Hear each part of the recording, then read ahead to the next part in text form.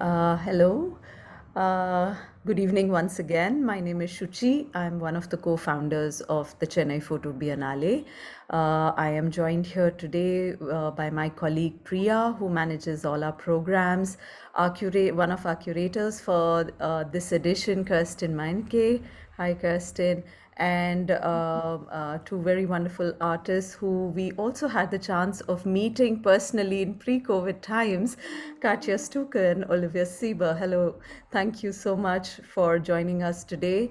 It's a great pleasure for us to be able to actually even have the Biennale in these times because it has been so unpredictable and with the curatorial team, we have been working for more than 2 years to imagine what this edition would be like.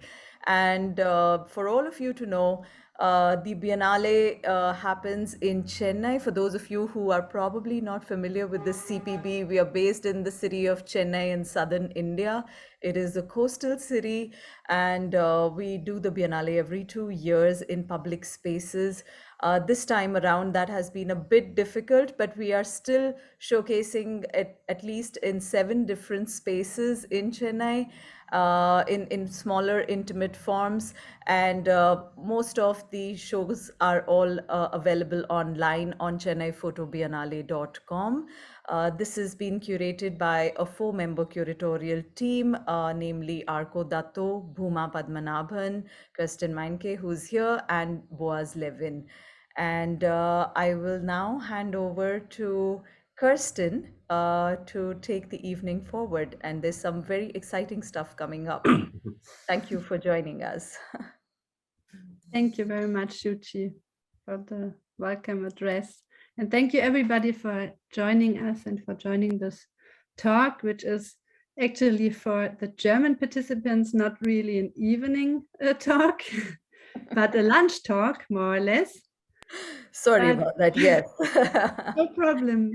No problem at all. But we are all very happy to be able to do this talk, even with this difference of 4.5 hours, I think. I'm happy to introduce our guests, today's guests, Katja Stuke and Oliver Sieber, who are both participating at CPB 3, and their work can be viewed at the Goethe Institute. For the audience, for our guests who are based in Chennai, they can go there every Wednesday and Saturday. But it's also possible to watch their work, their film, in a digital screening room where you have to pre-register. Before we start with their presentations, they have prepared some different things that they want to share with you and discuss with you today. I would like to give you some background information about our guests, Katja and Oliver. Katja and Oliver, Katja Stuke and Oliver Sieber, I must say, are based in Düsseldorf in Germany. And their practice is hard to describe, to be honest. They are photographers and artists, curators and exhibition organizers, also designers and editors of books and magazines. Also, their own works often find the form of a magazine or photo book. And there are several publications were widely awarded, for example, with the Luma Rencontre Dummy Book Photo Award at the festival Rencontre d'Arles, or with the Book of the Year Award at the Paris Photo Aperture Foundation Photo Book Awards. Recently, they published the book La Ville Lumière together with French publisher Gwen Segal. Given this dedication, it is not surprising that they initiated a space dedicated to photo books 2 years ago. Am I correct? Was it 2 years ago? Which is called Anti-Photo Bar and takes place virtually and on site in the city of Düsseldorf. And maybe it's 3 years ago. Maybe already 3 years ago. 1 year, 3 pandemic, and yeah, maybe 3 years, yeah. And what I find also very important to mention in this context is that they have worked regularly abroad over the years since the beginning of the 2000s.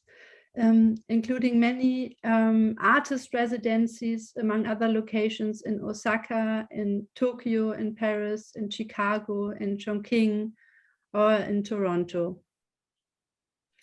Their recent and ongoing artistic project, La Cartographie Dynamique, which can be translated as the dynamic cartography, which will be the subject of today's talk also, but which will also be the subject of today's talk, is closely related to this practice.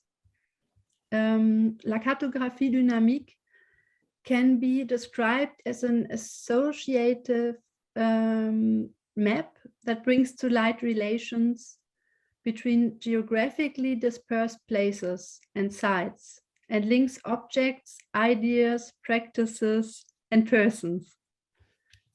This map extends constantly, and maybe you can now share the map. That would be lovely to see it, to have an idea of how the map looks like. Okay, wait, so then I have too many open windows here. Okay, share the screen. Yeah, we have actually two versions of the cartography at the moment. There's one we are preparing, for an exhibition right now, which is a combination of images and the connections. And what you said, like in a way we started here in Japan with a Japanese lesson and several like walks and concepts about cities and derives, which we will talk later about, I think. And then there are connections to Paris, and then there are like several connections to like Düsseldorf and the Ruhr area, to China and Chongqing. And through this topic of trade, there is now this new connection to Chennai, which you can see here. And so this is the kind of two-dimensional Cartographie Dynamique, and we also made a website which can be visited later. I think we don't want to spend too much time here. It's the cartographiedynamique.org, and here you can, for example, look through all different topics and all the different places we worked on this website. There's always a little text and one image to describe the project. Thank you. Oliver? What I would like to add, sorry, Oliver. Oh no, Katja, she's always fine. I'm just visiting. What I would like to add to give the audience maybe a better idea of the principle of the map is that I understand the map, or I read this map as a system of different chapters. So behind each point of the map in the map, you can find an individual project that links to another project. And I think it's important to explain that it wasn't a master plan 10 years ago or 15 years ago that we decided we make a map or a Cartographie Dynamique. It was something which developed, and we started working in Japan for some years and visited like certain neighborhoods or experienced or were in contact with activists and artists and people who explained a lot about deep Japan for us. And then we understood that some chapters or some topics we worked on in Japan are as important or as visible in Europe. And so we made these connections to Paris, like, for example, through an activist who came, or an anarchist who came from Japan to Paris in 1919.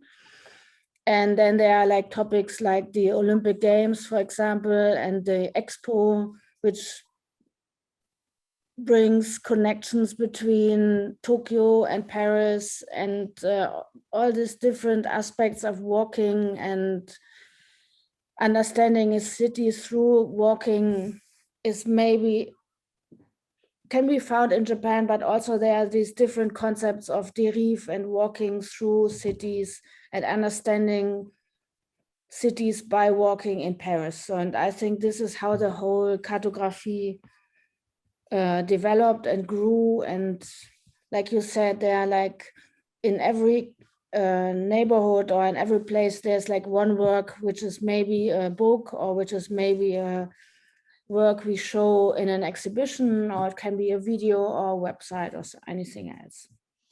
And I think maybe it's also important to stress that we started working individually, Katja and I, and then more and more we thought about common ideas and projects. And when you start, I think after a few years, it's really interesting or necessary to look at your own work, how all these projects are connected with each other, if there's a connection. And I think the Cartographie Dynamique really helps also for us to Absolutely. visualize and to connect our projects through the last some years. 15 maybe. 15 maybe? Okay. Yeah, thank you. This is to give the audience a bit of background information about where they have to contextualize your new work that you're going to show us now, because it's the context of this ongoing project. It's in this context that you plan to travel to Chennai to develop or to open a new chapter of the dynamic cartography, which then was, because of the pandemic, not possible. But you found another way to approach Chennai, a place, a site that you wanted to include into this narration. And I think it will be very important and exciting to talk about also your method of approaching a site you were not able to go personally, and to think about how you then included it, or how you plan to develop it further within the context of the dynamic cartography that is already existing. If you don't mind, we can start now to watch your project, which is called the Indian Defense. And I'm really excited to be able to watch it in this context with this audience, because it has been projected in Chennai, but I wasn't able to travel to Chennai neither. So I'm really happy about this experience to watch it together with an interested audience now in this context. Even if it's a virtual one, it feels like a premiere. And afterwards, we can think about your method, and also about another side project that you were developing for the Indian Defense and for the Chennai Photo Biennale. Thank you very much. Okay. We can start. Okay, so that's how we start. We see this, the whole film. It's 5 minutes, 23 seconds, and you see it now, yes? You see it? Yeah. Okay, so I just started. The Indian Defense. Chennai.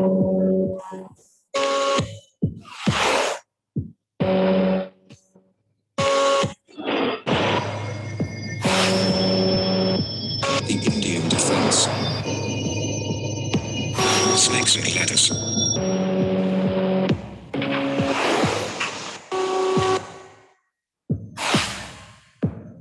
Where are we?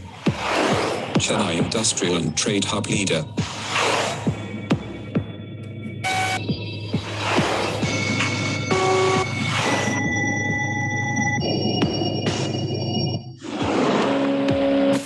Political landscape. Cities shape the people.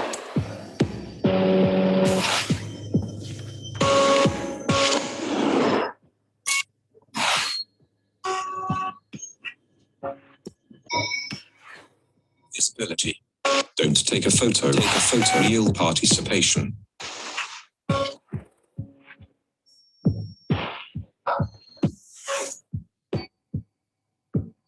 India a superpower. Waste economy. Alternative to China's Silk Road growing role of India. The future. The global trade. Spices and fabric.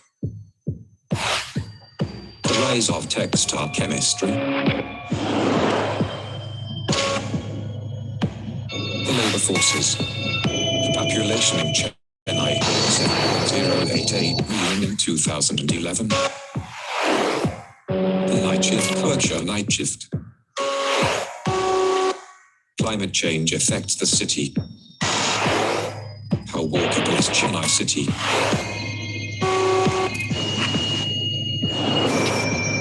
Street for the people.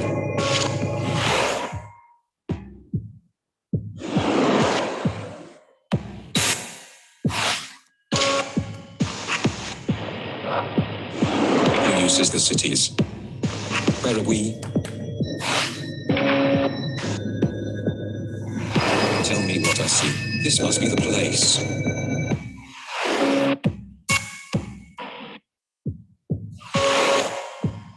Mapping from a distance to find the right images. How to make the right images. Whose images? It's photograph. Just the images. The movie junctions.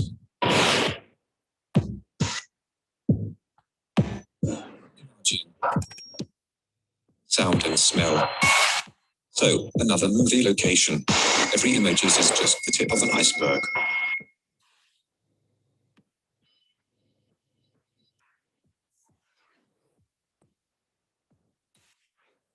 Night shift, image editing, real estate. Visual control of the images. Street project.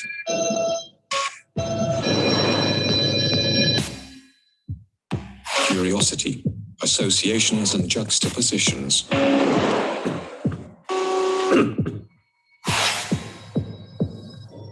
The culture, subculture, culture.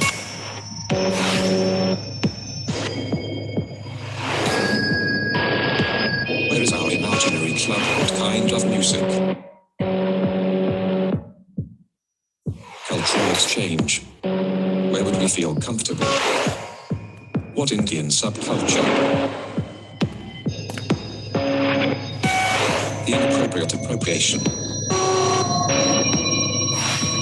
What do we know? Which movies?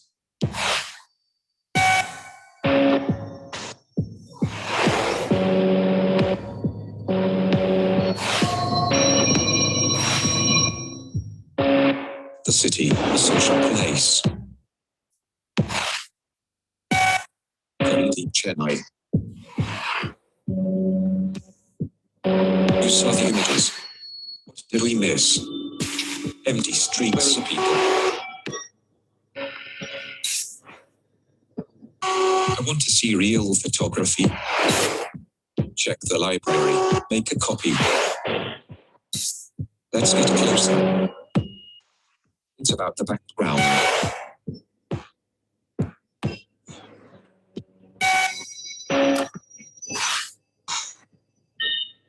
I want to make real photography myself. When can we finally go?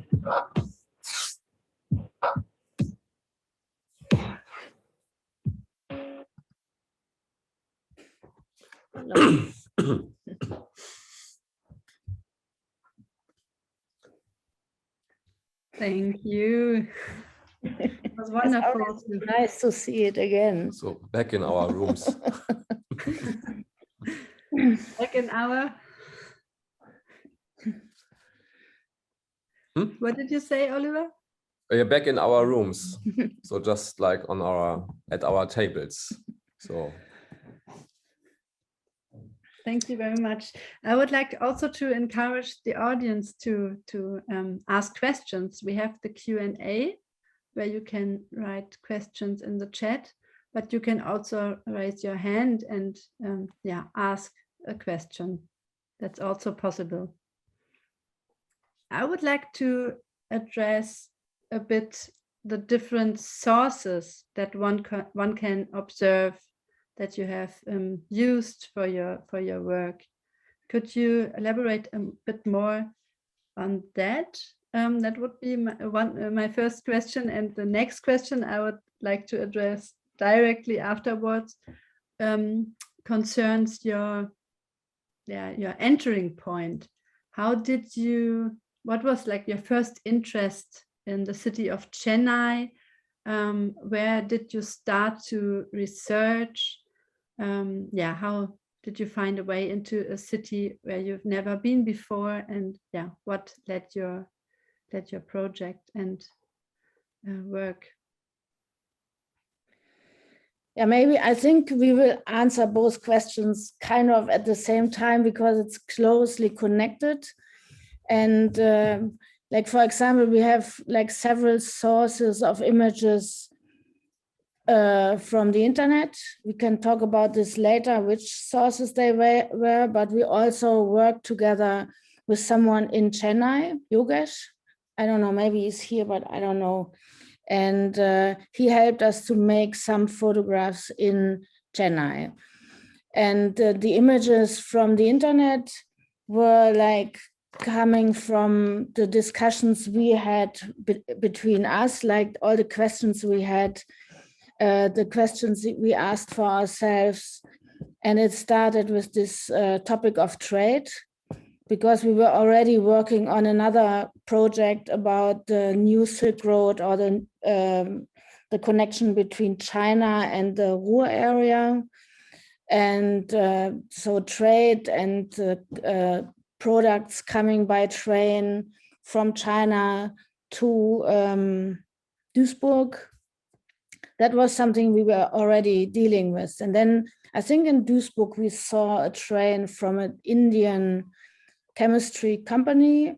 And so we said, yeah, maybe there's another connection between Chennai and China, or through this trade and through, it's a harbor city. So that's one of the first things we learned. So we had this idea, there must be a big harbor with containers. And I think that was the first step of our like ideas and collecting images and topics about Chennai. Oliver? Yeah, and also that the pandemic situation also influences the global trade market and also our artistic life at some point. It's really interesting how this all is connected. And yeah, starting with this trade, then we had to figure out a concept how to start. And we found this because the idea was to make some kind of a mapping and to learn to understand the city. So we selected a specific part in the north, kind of the north of Chennai, close to the harbor, because we thought, okay, might be maybe interesting. This would be the first place we would go if we were in Chennai ourselves. And I think we had some ideas of maybe there might be images of harbors and big container ships and some containers. Actually, that didn't happen, because that was the first thing we understood, that because we are not there, we created a concept and selected some junctions in this part of the city, but we couldn't manipulate, or we couldn't like decide now we change the subject or we go somewhere else, because Yogesh was kind of connected to our concept. Like we told him like go to certain junctions, and that was what he had to do. And then we had all this question when we saw his images, which were great and which were like really interesting to understand the certain junctions we thought.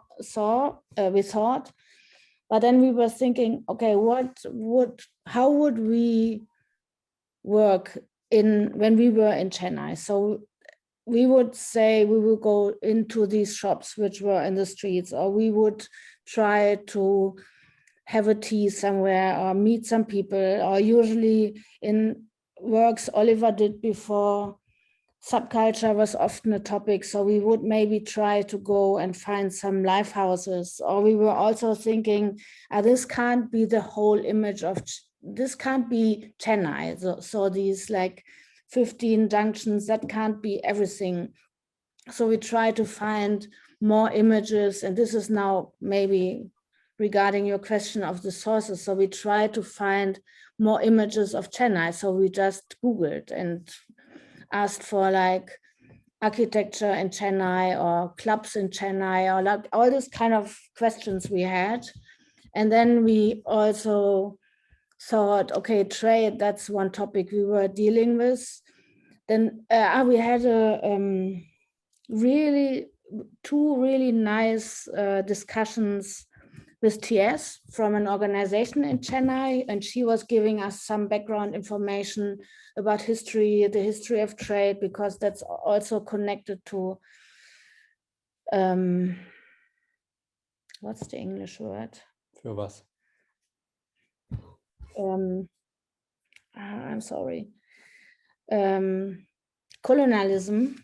So all these questions come up, and so there must be images. So there must be historic images of this. And then there were like modern questions we asked ourselves. For example, you can send your images to India for editing, for example, and you can send your accounting to India, and people work there and do this night shift. So this topic of night shift culture came up. And so in a way, it's kind of a like loose connection between all these like weird discussions we had, how our image and our fantasy about Chennai was formed. Also, like we went to the library and found some like books about trade and economy in Chennai, and there was this question of like, is India competition to China, or maybe it's a similar superpower as China? So all these questions came up, and at the end we thought, okay, like how do we usually do this? For example, when we went to California the first time, we remembered all the movies we saw, and I think a former student of ours told us about the like movie and film industry in Chennai, and so that's when we started watching movies which were shot in Chennai, in exactly this neighborhood we were interested in from the very beginning.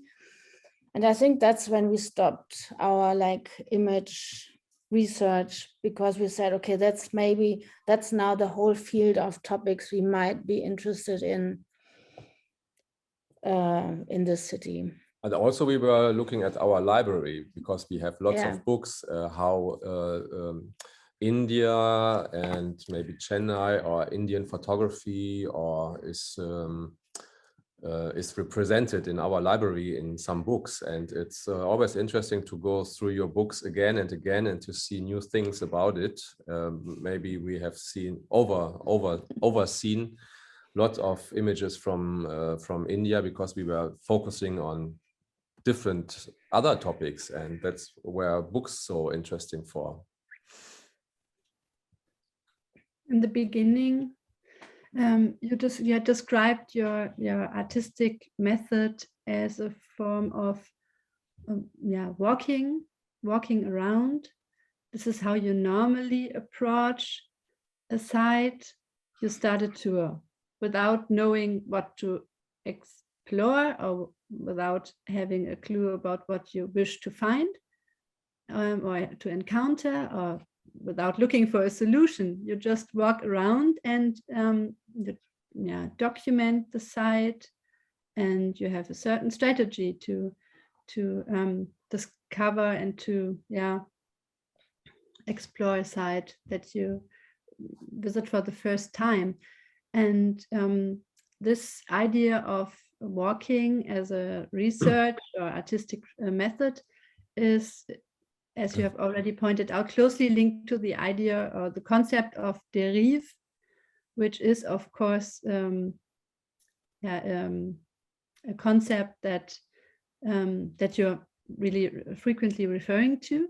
And I was thinking if this concept of derive, which can be translated from French as drift, I'd say. Or if you have a better word, please let me know.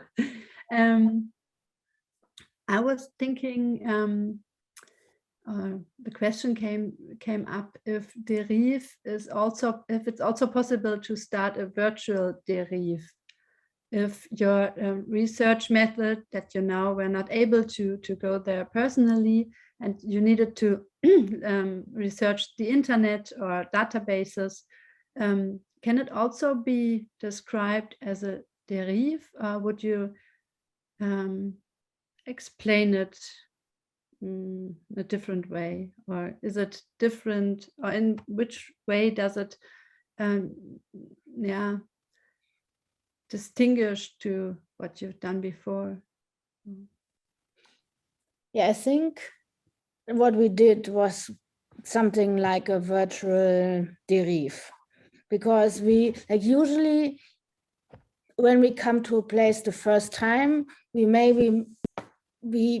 do some research before. So it's not like that we'd go there and have no clue at all, and this is maybe how we selected this part of the city, which might be interesting for us. But then we would go there and start at a certain point and walk and try to stay there as long as possible, like 1, 2, 3, I don't know, a week.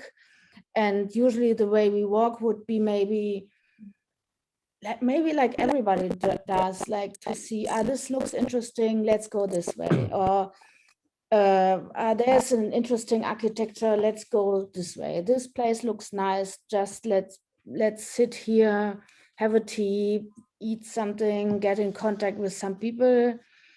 We want to see the harbor, let's try to go to be as close as possible to the harbor. So that would be the strategy. And now we did something similar. We were asking ourselves, okay, this is interesting.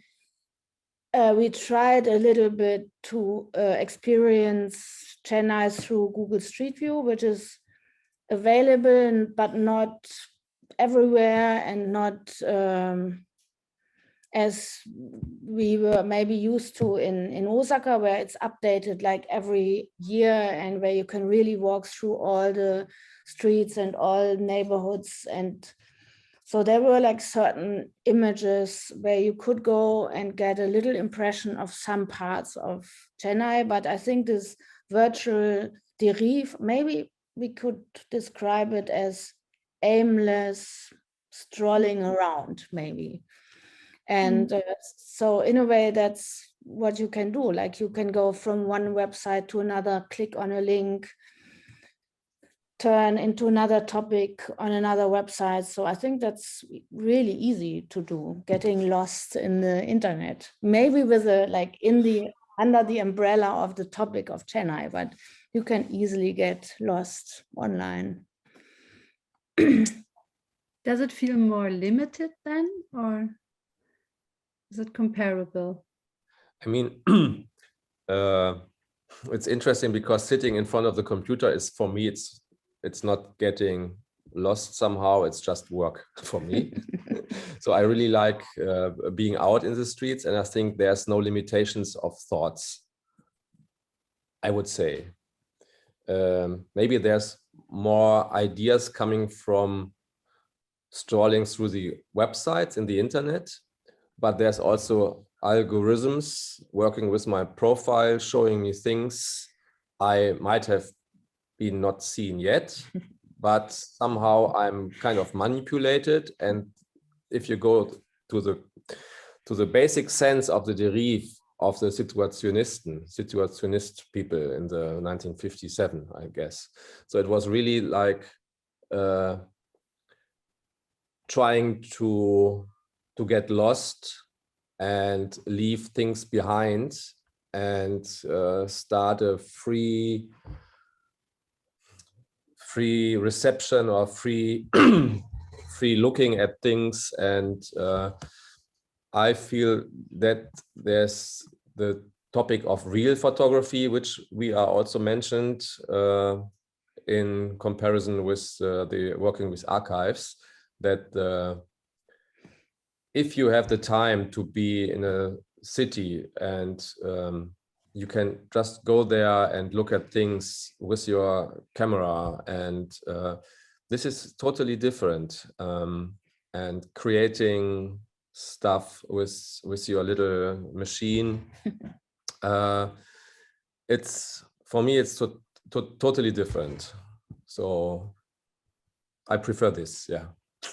I think there's a good question in the chat at the moment. There are two questions, but the first one is directly linked to this concept of derive. The second one, sorry, by Melissa Atalay, who asked, what do you think is the difference between flânerie and derive? I'm very interested in this topic because I'm working with Google Street View in my BA thesis. Mm-hmm. Actually, maybe Melissa knows more about the difference between flânerie and derive because she's writing a thesis about it. So, but I think referring to like Google Street View, for example, it's like you are totally limited with this depending on where you go. And I think the only connection is being this getting lost in this. And I think the flânerie, I think you can't do it with Google Street View. I think you need all this other experience and this possibility to meet someone or sit somewhere and have a coffee, like in Paris, for example, and just get lost in time and forget about time and forget about the space and everything you are. Maybe that's a difference. I think when I just think about flânerie, somehow maybe we do this when we have a concept like a derive. So when I think about the word or the situation of being a flaneur, I'm thinking about the speed, which is important, which is when I'm walking, I'm not going fast. I have a certain rhythm of walking when I think about being a flaneur. And I think this also influences the way I see and I think, the rhythm of my whole body. And that's why I need to move in real. I'm speaking for me. Maybe I was just thinking about because we didn't walk in Chennai. So we sent Yogesh to do it, and we sent him to like specific junctions, and I don't know how he went from one junction to the other. I don't know, maybe he took a bike or a bicycle, maybe he walked. So that's already a difference because he had to go to specific places we selected. And the way we selected it, that was kind of random in a way, because we came up with this idea of the chessboard, because that's what you always do with a map of a city. You have these connections between like numbers and letters. And so that's how you select certain squares of a map. And for us, that was the idea, chess, maybe that's interesting. Maybe let's see if there's a connection to India. And then we found this, that's how we came up with the title, The Indian Defense. So it's a chess move. So it's something from chess, and we don't know anything about chess. And maybe that's also a derive approach, that just taking something from another context and putting it on a map or in a city. And but that has nothing to do with being a flaneur, because that's maybe this idea, this well-being thing is missing. And the derive for me is more about the concept and the getting lost as a concept, and the flaneur is really like letting things happen. And you mean derive is not about enjoyment? Maybe not. I think we don't agree on this, but it's always... Yeah, it's a new thought. Maybe, I don't know, maybe. It was like an interesting question. Thank you. But there's another one which is also very relevant, I think, for your work. What made you choose that audio? I think this happened with, maybe I can explain in the logic way of doing the artwork. It's like, because we used this cards with these sentences and these questions. And when we looked at this, it was hard to read because we wanted to have a quick and speed up video work. And so we started thinking about one layer of the speaker who is reading the cards, because we can have the speed of the video, but then in the echo, you have the information which you couldn't read. So that was one decision for implementing the one layer of sound. But but that's about the voice now. That's about the voice now. And then when we were in this universe of sound, we were just thinking about the connection between like Düsseldorf and Chennai, and this is everything is going through a telephone line via Zoom and Wi-Fi and stuff. So it's all connected, and then we came up with this sounds of these transfer things from here to there, and then we ask a musician who is really into these sounds, and he's working with coding. So everything is manufactured from a system, so it's nothing is kind of real. So he put all the sounds into a program, and then he was playing around with his program, and then suddenly I just okay. Katja I think it's serious what he does. He's not playing around. He has an idea, and he's a musician. And what Oliver forgot maybe in the explanation is this, like how images are transferred, because like we are working with images, and we are sending like images from one place to another. And these ideas of sending images it's for us, it's like something we do every day. We see images from every places, we see images from other people, we see images from strangers, and we get them through the internet, on our phone, on our computer. Like we see images everywhere. And how we were interested because of this work, because of this derive we were doing in Chennai. We were thinking about how do these images, also the one from Yogesh, how do we get these?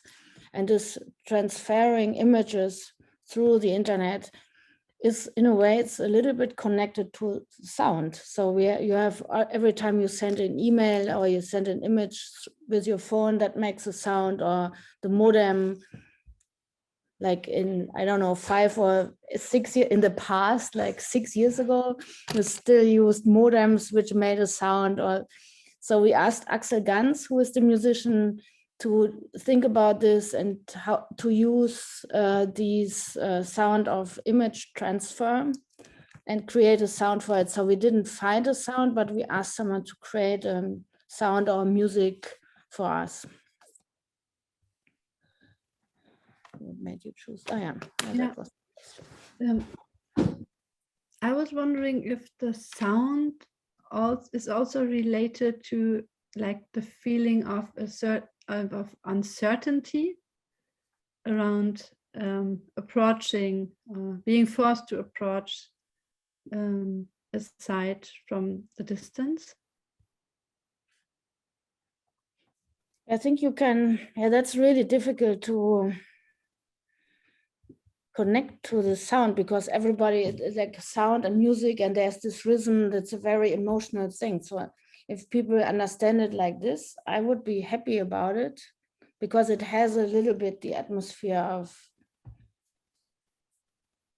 being mysterious, or I don't know, but it's also like a very nice rhythm. So you could follow the visual layer of the images and how we I don't know, we take the images out of the film, yeah, how do we?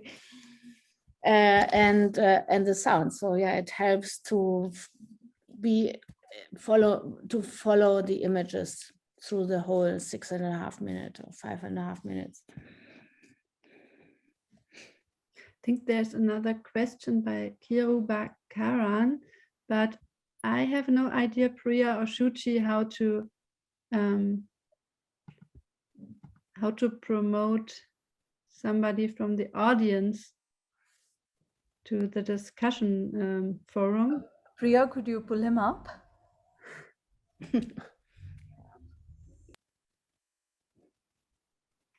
Because it's not possible to ask questions from the audience. Yeah. Yeah. Before we continue with the question, we can already mention the maze, the virtual maze that you have created.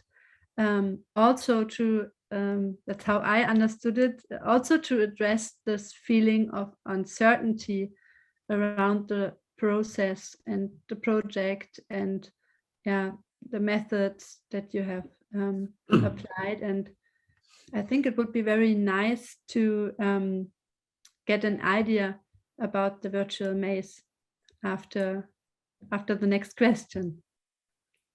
Okay. So if it should work.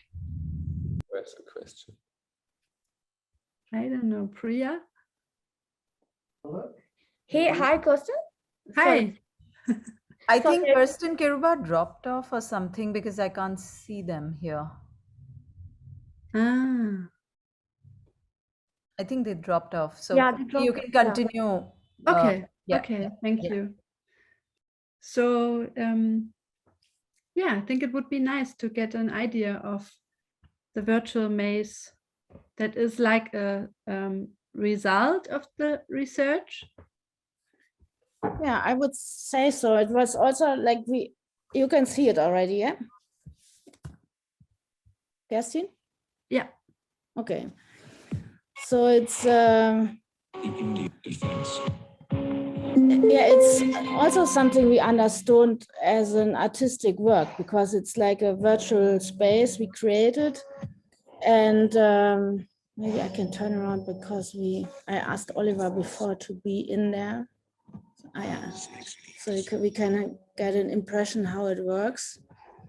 And it's like often, or when we create something like this, we often like to use this platforms or technology, which is not like made for specialists, but for like everyday people. So we use the Mozilla Hubs, which is a platform for virtual spaces, which you can use and recreate with your own content and with your own material. And you can just visit there, follow the link. We can also send it later again, and you can meet there.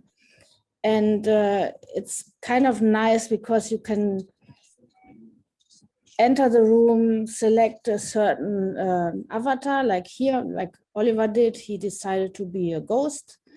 And then you can walk through, navigate through the maze, and you use your keyboard or your mouse or your trackpad, and you can just walk through this place. And what we did is we took the images Yogesh took in Chennai at different junctions, and we put them together in the different directions of the space. So maybe, I don't know exactly, maybe this is north and this place is the east. And then this should be south and west. And in a way, you can get a kind of quite good impression of the city. You can go really close. It's not like Google Street View, or it's not a video, it's not interactive, but you can really like go from one space to another. And what we did, we mixed it with some images from Duisburg. Duisburg is a city in the Ruhr area here in Germany.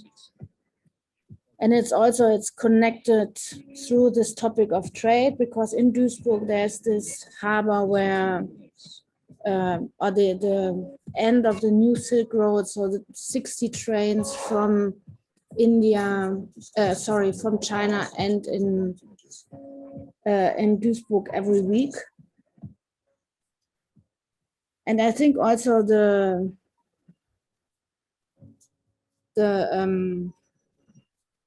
part of the city we chose is kind of, yeah, you can't compare it because you can't really compare different cities.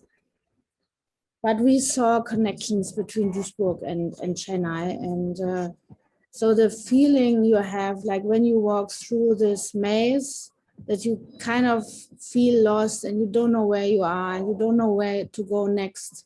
I think that really illustrates the feeling we had when we were doing the research in Chennai and working with the images and trying to understand these images we got from Yogesh from Chennai. I mean, the way of working like this is a little bit stressing the process of making into making new artwork somehow. So the process, we did this before with several works that we are interested in making the process of doing the artworks visible, and then they become artworks itself. So yeah, this is a certain strategy we used. Which movies? Maybe I just take the last corner here. Oh no, one more. I think that the virtual maze, you really, yeah, question the idea of the map itself in a more radical way than in the Indian defense filmic work, maybe, and because, or maybe in a more general way, which leads me to a last question that I would like to discuss with you as we are already approaching the end of the talk, which addresses the idea of which addresses the idea of counter mapping as a strategy, an artistic strategy or political strategy. How would you relate your own work and thought to this idea? Counter mapping. Yeah, counter mapping or alternative mapping, which refers to like a form of resistance through alternative forms of mapping.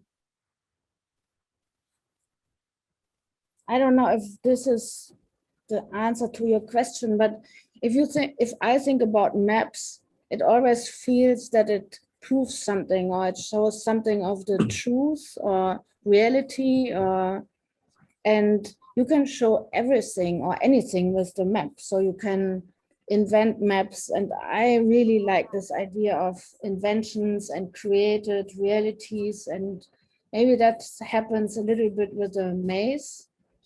And also our own Cartographie Dynamique, it's a mapping of cities and places, but it has the only connections is through us. So it's not, or we bring cities and places into connection with each other through our interests and through our topics. So anybody else could make another Cartographie Dynamique, and it's a dynamic cartography, so it could change any day, or we could put other places or spaces or topics into this map. So it's a very creative in a positive way. And as I'm talking, I was just thinking about, for example, this thing in America they call gerrymandering, I think, and that's something they do when they always change the districts where people can vote, for example, and through this, like changing these maps And these districts, they can manipulate the Mehrheiten, majorities of elections, for example. And this is a very nice example of how you can manipulate something with a map. So you look at a map, you look at the surface of America in this case, or the US, and everybody can create their own maps for their own purposes. And that's a not so great thing maybe, but as an artist, creating your own maps and creating your own connections and bringing topics together, that's something really nice.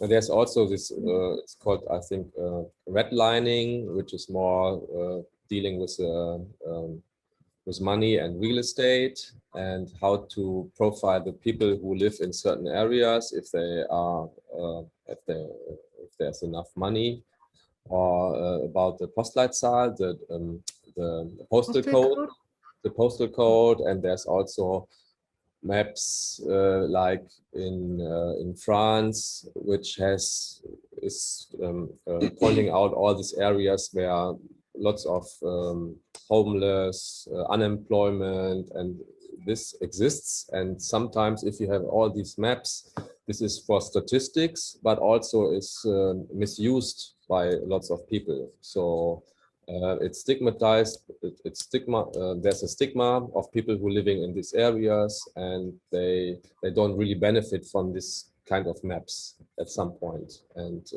so people are doing these maps and pointing, okay, this is a very poor area, and so this is you have both sides of the medal, yeah. So that you have an overview where you can hopefully do something better, but also the people misuse it in certain ways. And so this is in the history, like in London, there was also, I think in this 1800 something, there was this maps about poor areas. There was one guy figuring out all this, did some studies about this, and then there were like a Google incident in Japan where Google put some historic maps on the actual maps where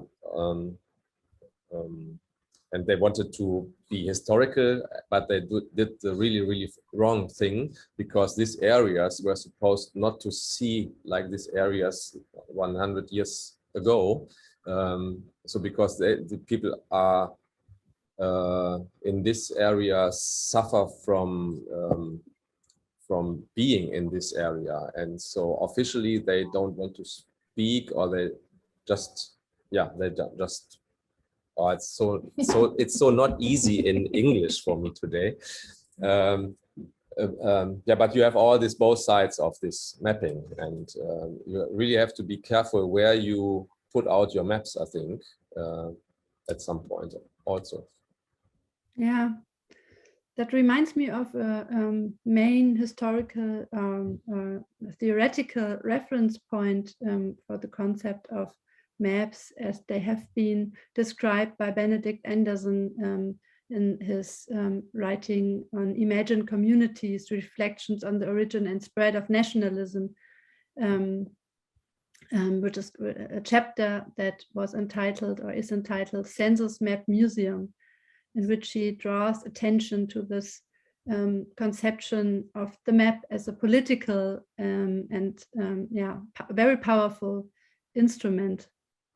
And that's where my question about the counter map idea makes reference to. Yeah, okay. So we have to look this up. You don't have to. So next time we talk about that.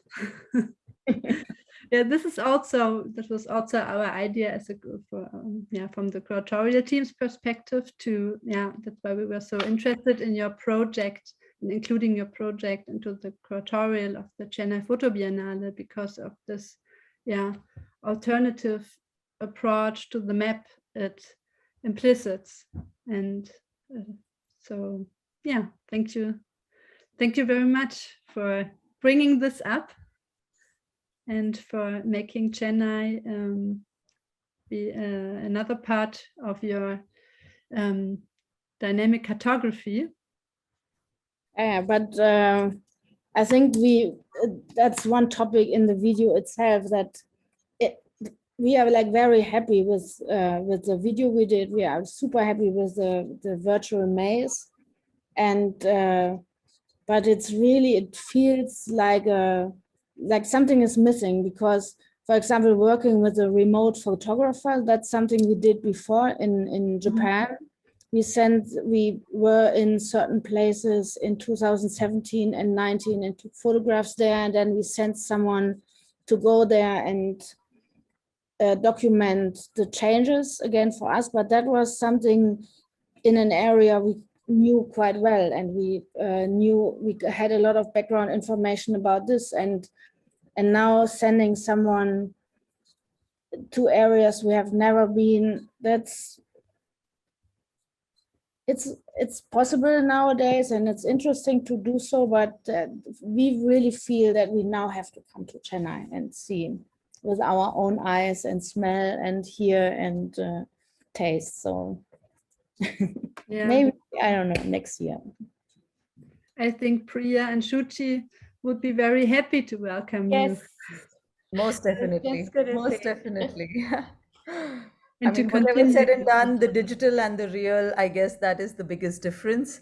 I mean, the fact that we can't have our curators with us or our artists with us, it is very disappointing. But I think from your presentation, what's interesting is how you still manage to make such an interesting body of work happen, with maybe a different set of eyes on the ground. And but with you, both of you, and Yogesh, who's actually a CPB team member, he kind of navigated every place for you, and for your cartography, project that you needed. So I think these are challenges that we are exploring in very interesting ways. And I think that's what is unique for our audience today to see. That this is also how you can make your work happen. Like I also love the work that you've done in Japan. I think that's really phenomenal. We had also talked about it in the symposium on walking earlier last year.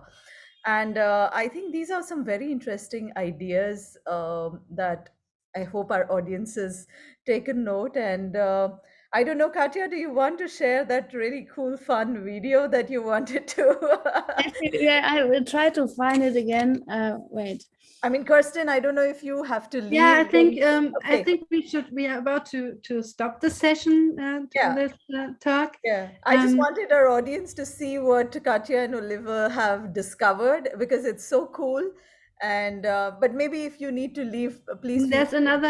another comment in the Q&A by Melissa Atalay, where she points out that there are also trayectoria de las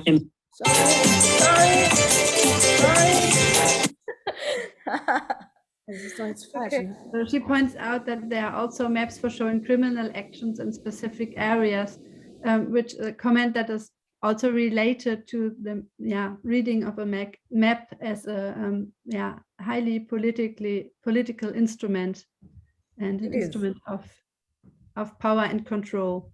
Yeah, I mean, aren't maps quite subjective in that sense, with every regime that has come in and established its territory, so to speak, but yeah, I wanted for everybody to see this amazing find by Katja and Oliver, where when we just caught up before we started the talk, they said they were visiting Chennai today. And Katja, do you want to just share what site this is? Yeah, I think I think you can see it, drivelisten.com, and it's a website by amateurs or people who love, and I think it came up through the pandemic, and you can walk or drive or with a car or with a bicycle or with a bike through a lot of cities worldwide. And people just upload it. For example, like this is someone walking along the beach of Chennai, but I also was in Tokyo today, and there was a guy with a bike driving through Tokyo. So in a way, it wasn't virtual at the beginning. So someone went there with a GoPro And now we are following how he or she walked along the beach, but it's really nice. It's almost as boring as if you would do it yourself. You always say, like, can you speed up or walk a little faster? I think you can actually do this. So you can control the speed and then he walks a little faster. But it's really nice to have like this kind of a, maybe it's a little bit of a flaneurism experience at the beach or at certain cities. A little more real. A little more real than also Google Street View, maybe. Don't Right. talk A about little more personal. And a little more personal. Absolutely. Thanks for finding this for us, Katja and Oliver. Everybody can get lost in Yeah. South America or I don't know, Russia.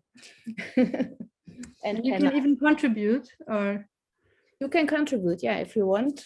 Kerstin, Essen is still. thank you very much. Thank you, everyone, for joining us. This is a today. good end.